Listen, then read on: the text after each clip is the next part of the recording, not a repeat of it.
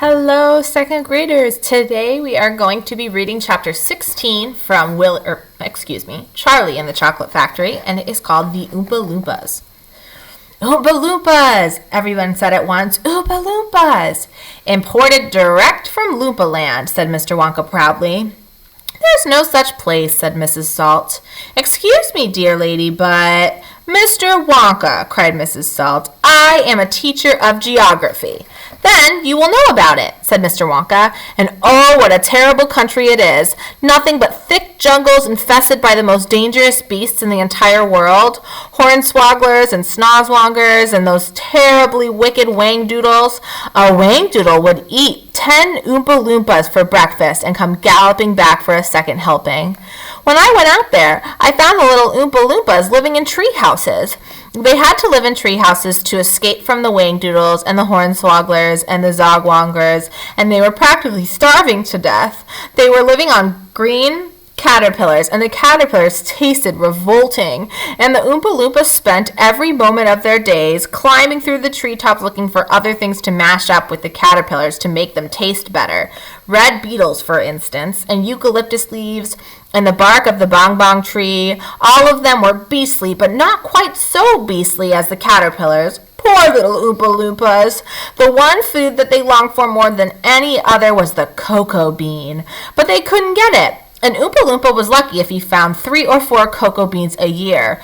But oh, how they craved them. They used to dream about cocoa beans all night and talk about them all day. You had to only mention the word cocoa to an Oompa-Loompa, and he would start dribbling at the mouth.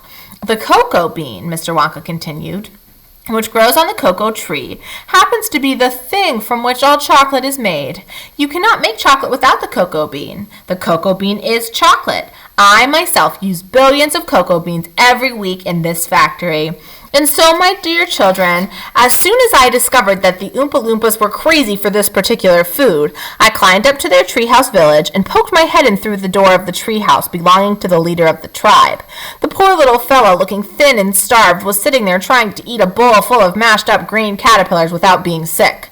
Look here, I said, speaking not in English, of course, but in Oompa-Loompa-ish. Look here, if you and your people will come back to my country and live in my factory, you can all have the cocoa beans you want. I've got mountains of them in my storehouse. You can have cocoa beans for every meal. You can gorge yourself silly on them. I'll even pay your wages in cocoa beans if you wish.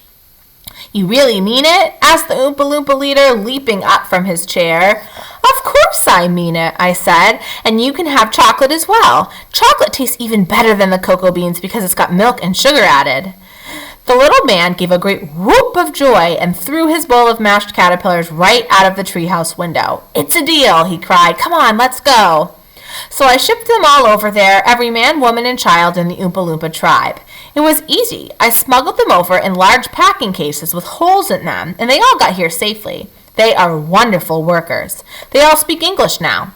They love dancing and music. They are always making up songs. I expect you will hear a good deal of singing today from time to time. I must warn you, though, that they are rather mischievous.